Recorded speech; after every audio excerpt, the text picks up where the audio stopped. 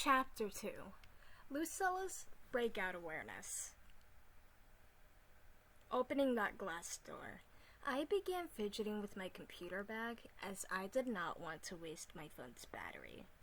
It didn't necessarily feel like I was going to be heading home anytime soon. Hello? Is there anyone there? Or here, sorry.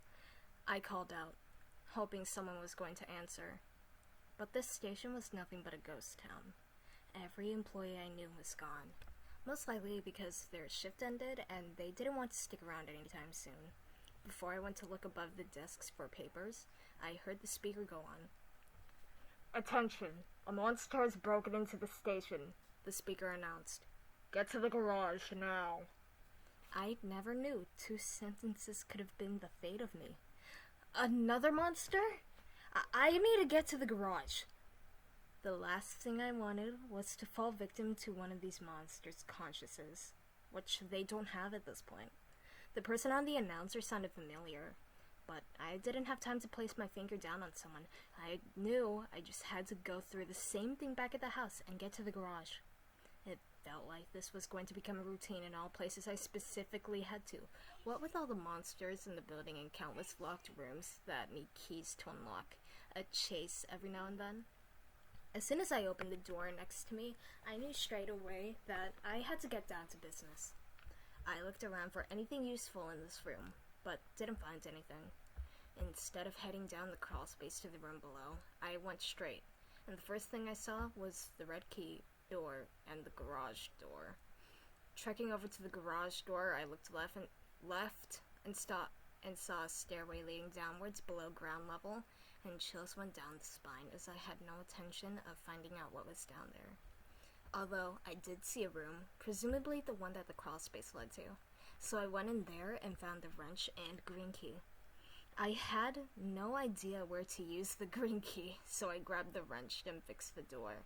I had my suspicions that it was going to be needed for use again, so I held onto it until I could find another wrench, rig, or lasers.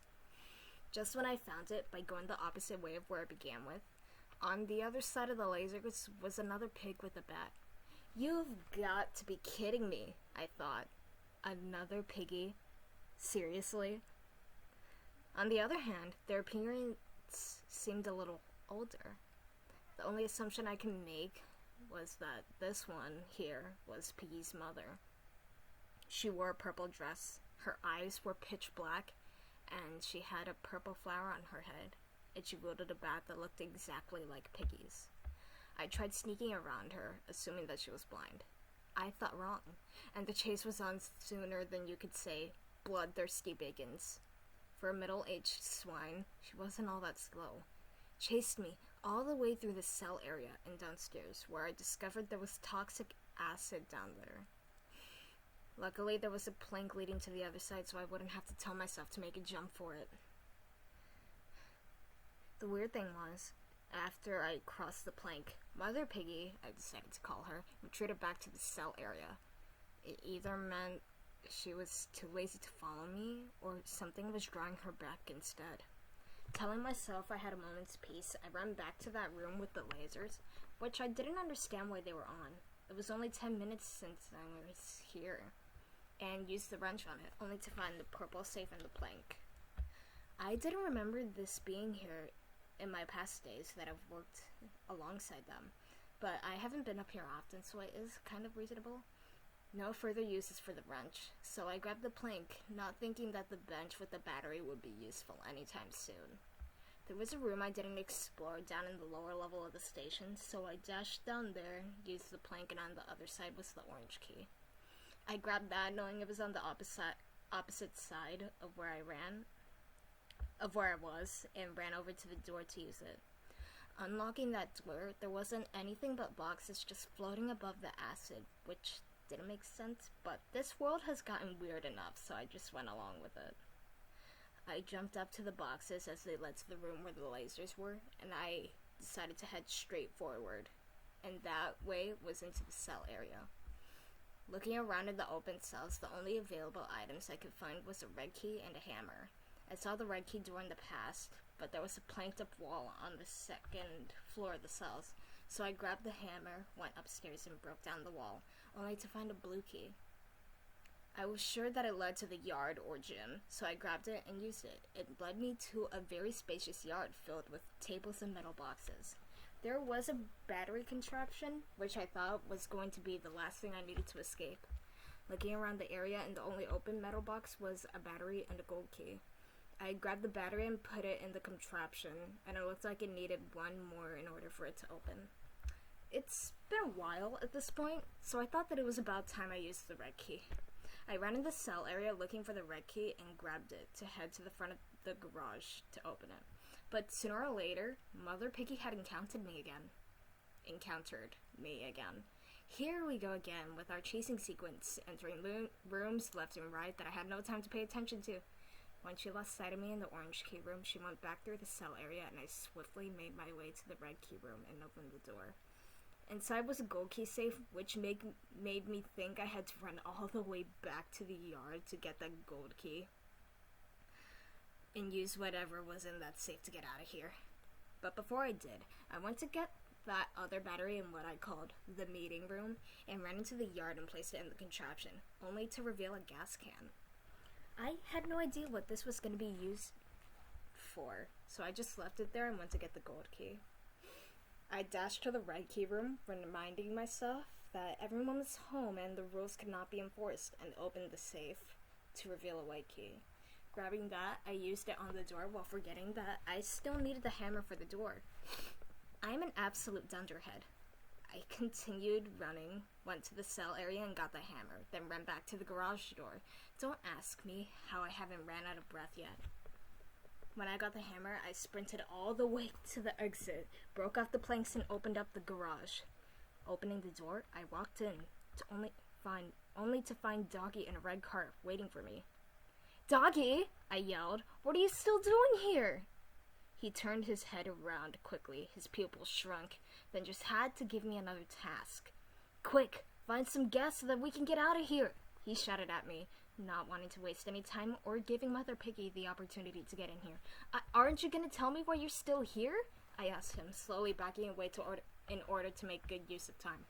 "There is no time. Just get the gas so we can get out of here," he shouted.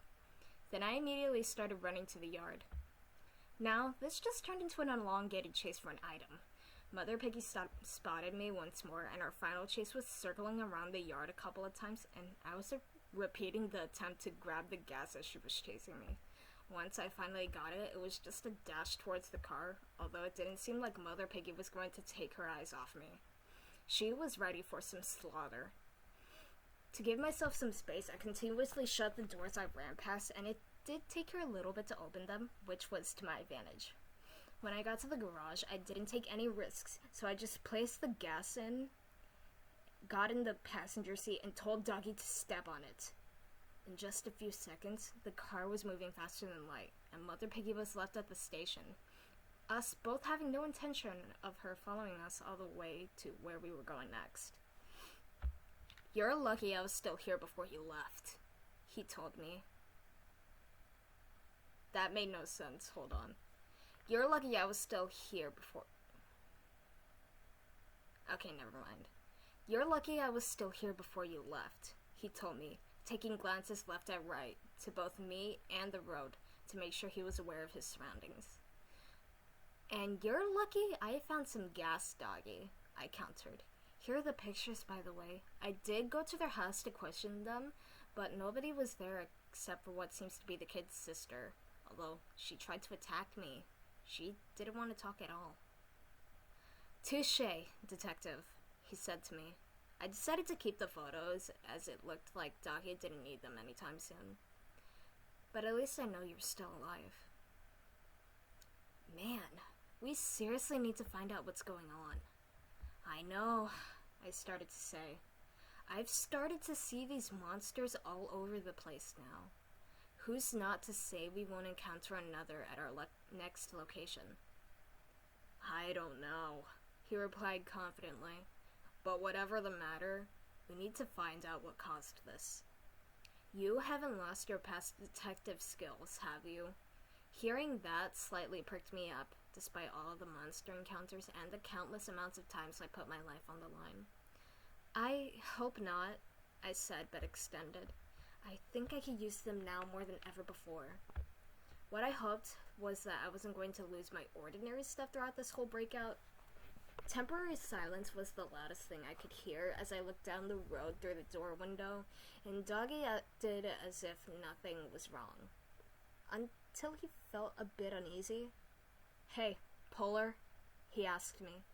"Yeah, Doggy?" I answered back. "How much gas was in that can you gave?"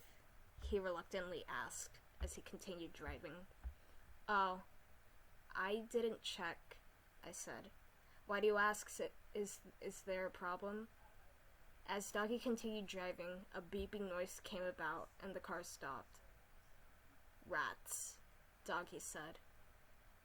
It sounded as if that was all he could say as I heard growling voices approaching the car. "Oh no," I said, my pupils shrinking with fear. Not again." Not taking the chance to get out of the car, me and my captain were in a pickle now.